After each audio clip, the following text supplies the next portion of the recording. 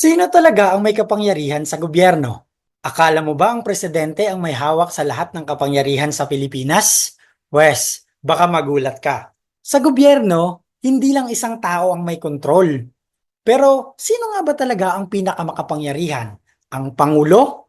Ang Kongreso? O may mga anino sa likod ng gobyerno na hindi natin nakikita? Tara, himayin natin ang power struggle sa Pilipinas. Sa eskwelahan, tinuturo sa atin na may tatlong sangay ng pamahalaan.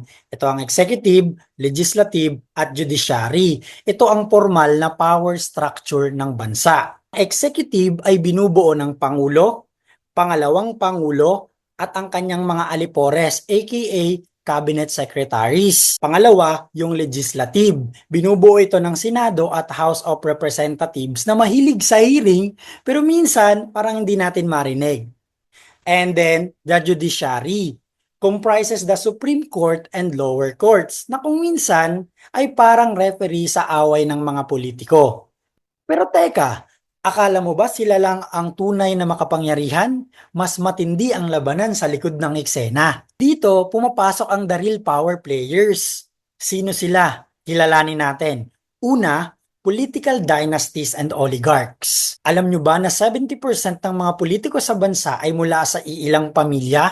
Kaya pala kahit anong eleksyon, pare-pareho lang ang mga apelyido sa balota.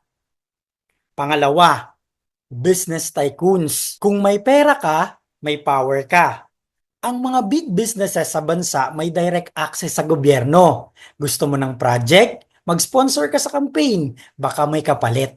Pangatlo, foreign influence. Dito na papasok ang mga bansang may malaking interes sa Pilipinas. US, China, Japan at marami pang iba. Lahat sila may gustong makuha. Sino ang dapat nating paniwalaan? Pang-apat, military and police. Kapag may kudita, may power shift. Kung sino ang may hawak ng barel, may say din sa gobyerno. Pero paano natin ito nakikita sa kasalukuyang administrasyon? Sino talaga ang tunay na may kapangyarihan? So, alam na natin ang formal na power structure ng gobyerno, executive, legislative at judiciary. Alam na rin natin na hindi lang sila ang nagdidikta ng takbo ng gobyerno dahil may mga political dynasties, businesses, tycoons at foreign influences na nasa likod ng maraming desisyon. Pero sino talaga ang may pinakamalakas na kapangyarihan sa Pilipinas? Ang presidente ba? O may mas mataas pa sa kanya?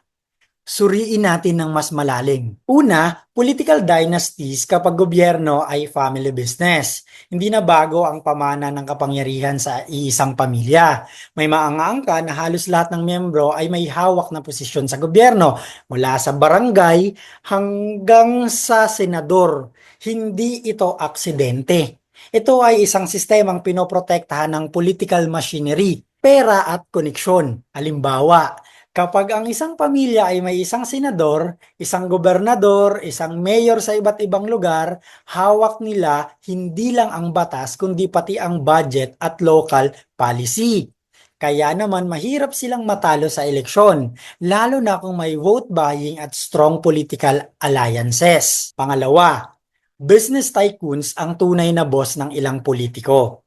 Sa likod ng maraming batas at patakaran, may malaking negosyante na may sariling interes.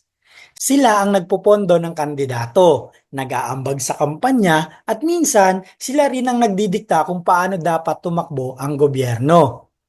Halimbawa, isang business tycoon ang nag-donate ng malaking halaga sa isang politiko. Kapalit, kapag nanalo na si politiko, magpapasa siya ng batas na pabor sa negosyo ng tycoon na ito. Ano ang epekto? Nagkakaroon tayo ng batas na nagproprotekta sa malalaking negosyo kaysa sa karaniwang mamamayan. Pangatlo, foreign influence kapag may dayuhan sa loob ng ating gobyerno. Alam mo ba na maraming pulisiya sa Pilipinas na may kinalaman sa pautang, foreign investments at international relations? Halimbawa, ang bansang may malaking investment sa Pilipinas ay may say rin sa ekonomiya at politika. Kung ayaw nilang mawala ang kanilang negosyo dito, pwede silang gumamit ng diplomatic pressure para baguhin ang mga batas na hindi pabor sa kanila. Ang epekto, Ang ating foreign policy ay hindi lang nakabase sa kapakanan ng Pilipinas, kundi pati na rin sa kagustuhan ng mas malakas na bansa. Pang-apat, ang taong bayan, ang nakalimutang boss. Sa papel, tunay na may kapangyarihan ay ang mamamayan. Sabi nga sa demokrasya, sovereignty resides in the people. Pero ang tanong, ginagamit ba natin ang kapangyarihang ito? Ang problema, madalas hindi tayo nagiging aktibo sa pagbantay sa gobyerno. Minsan, ibinoboto natin ang mga taong may pangalan lang kahit hindi natin alam ang kanilang plataporma. Pero kung gusto natin ng tunay na pagbabago, dapat tayo maging mulat, mas kritikal, at mas aktibo sa pagdidesisyon. So, sino talaga ang tunay na may kapangyarihan? Formally speaking, ang gobyerno.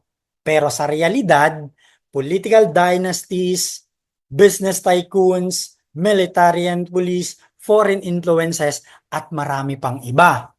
Pero kung tayo mismo ang gagalaw, ang tunay na kapangyarihan ay ang taong bayan. Ang tanong, gagamitin mo ba ang kapangyarihang ito sa darating na halalan? Tandaan, may araw ng mga puso pero wala pang araw ng mga utak.